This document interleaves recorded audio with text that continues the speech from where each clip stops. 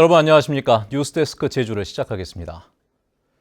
정부가 과거사 배보상 기준 제도화에 관한 연구 용역을 마무리하고 제주 4.3 희생자 1인당 9천만 원을 지급하는 구체적인 보상 기준을 제시했습니다.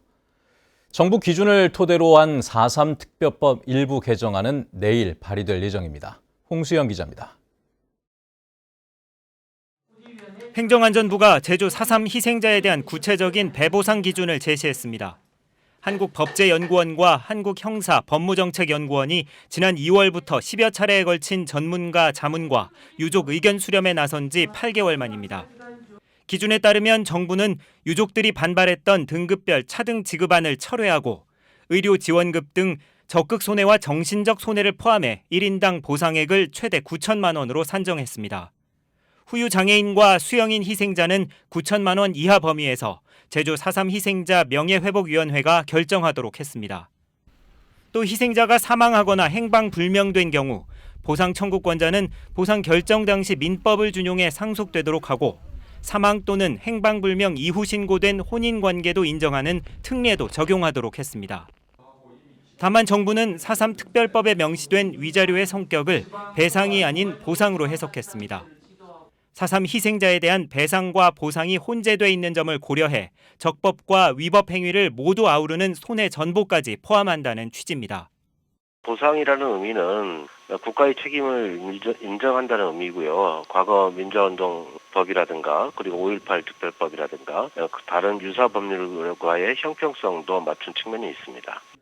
오영훈 의원은 제시된 정부안을 토대로 내일 4.3 특별법 일부 개정안을 대표 발의할 예정인 가운데 국회 상임위에 개정안이 회부되면 여야 간사 합의로 우선 심사 법안으로 처리할 수 있도록 한다는 계획이어서 연내 처리를 통한 내년 보상금 지급에 탄력이 붙을 전망입니다. MBC 뉴스 홍수현입니다. 제주 제2공항 건설 예정지인 서귀포시 성산읍 일대가 토지거래 허가구역으로 재지정됩니다.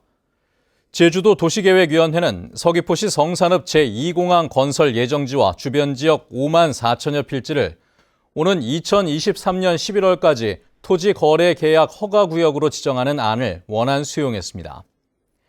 해당 지역은 지난 2015년 공항 입지 선정 발표 이후 토지거래 허가구역으로 지정된 뒤 지난 2018년 3년 연장됐으며 도시계획위원회의 이번 결정으로 8년 동안 허가구역으로 묶이게 됐습니다. 지난달 잦은 비 날씨에 마늘 종자가 썩고 파종한 마늘도 제대로 자라지 못해 농가들이 애를 태우고 있다는 소식을 얼마 전에 전해드렸었죠. 최근에는 병해까지 번져 주산지인 서귀포시 대정읍과 안덕면 지역 마늘 경작지의 절반가량이 피해를 입었다고 합니다. 박주영 기자의 보도입니다. 초록빛 잎이 무릎 높이까지 무성하게 자라야 할 마늘밭. 그런데 잎들이 누렇게 말라 시들고 있습니다. 마늘들을 뽑아보니 잔뿌리도 없이 시꺼멓게 썩어 있습니다. 마늘과 양파 등 백합과 작물에 발생하는 흑색 썩음 균핵병에 걸린 겁니다. 이 병에 걸리면 이처럼 마늘 종구가 썩어 영양 흡수가 되지 않다 보니 서서히 말라 죽게 됩니다. 어느 때보다도 가슴이 아픈 한 해인 것 같습니다. 생산비는 생각도 못하죠. 지금 입장에서는 굉장히 어렵고 절망스러운 입장인 것 같습니다. 이처럼 마늘 주산지인 서귀포시 대정읍과 안덕면 지역에 흑색 썩음 균핵병이 번진 것으로 추산되는 농지 면적은 600여 헥타르. 대정읍과 안덕면 지역 전체 마늘 재배 면적의 53%에 이릅니다. 지난달 유난히 길었던 가을 장마에 이달 들어 중순까지 25도 이상 고온 현상까지 겹치면서 병이 빠르게 확산된 겁니다. 지난달 제주 서부 지역 강수량은 348mm로 지난해 같은 기간보다 3배 가까이 많았고 이달 중순까지 평균 기온은 27.5도로 지난해 같은 기간보다 평균 5.1도 높았습니다. 고온이라 그리고 다습이라서 이제 마늘 종구가 점점 썩은 병이 확대가 될 것 같습니다. 그래서 특별한 약재로 처방하기가 어려운 형편입니다. 그리고 앞으로 이런 피해가 점점 더 늘어날 것으로 생각이 듭니다. 농가들은 이상기후로 인한 자연재해라며 특별 재난지역으로 선포해달라고 요구하고 있습니다. 천지지변인 재해입니다. 재해. 그런 생명산업이 이렇게 됐는데 당연히 재난지역으로 선포를 해주셔서 농민들이 아픈 가슴을 달래줬으면 좋겠습니다. 급등한 종자와 비료값 등 40%나 오른 생산비 부담에 설상가상으로 병해까지 직면한 농가들은 이렇다 할 방법을 찾지 못한 채 애만 태우고 있습니다.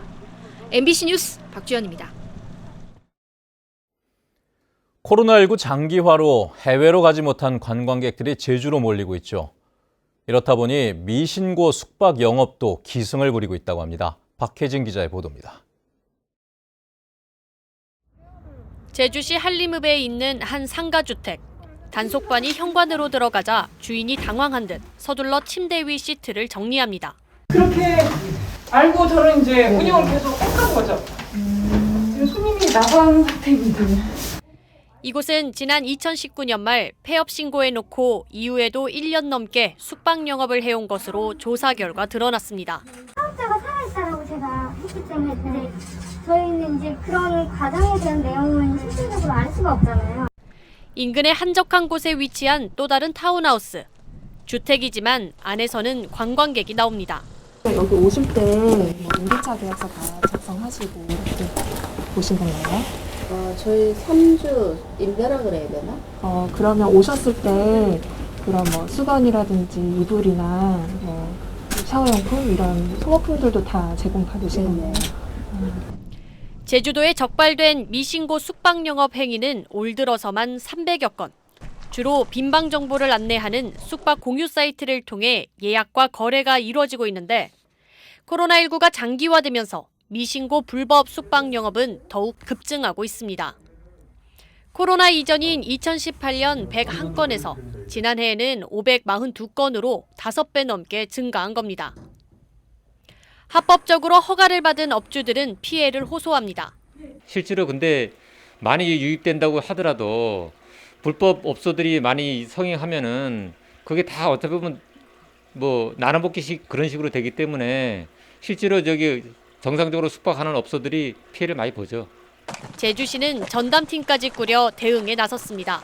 합법적인 숙박업소는 행정기관을 통해서 구제 대상인데 미등록 업소, 불법 숙박업소는 법적 테두리 밖에 있기 때문에 그 숙박객들이나 관광객들에게 크게 피해가 우려됩니다. 제주시는 확인된 미신고 숙박업소의 영업 이력을 조사해 위반 사항이 드러나면 고발 조치할 계획입니다. MBC 뉴스 박혜진입니다. 제주에서는 오늘 오후 5시까지 코로나19 확진자 4명이 발생해 누적 확진자 수는 3,086명으로 늘었습니다. 신규 확진자 4명 가운데 3명은 다른 지역 확진자의 접촉자이고 나머지 1명은 다른 지역 방문객입니다. 한편 제주도는 정부의 단계적 일상회복, 위드 코로나 전환에 맞춰 다음 달 1일부터 코로나19 일상회복 추진단과 범도민 지원위원회를 구성해 운영하기로 했습니다.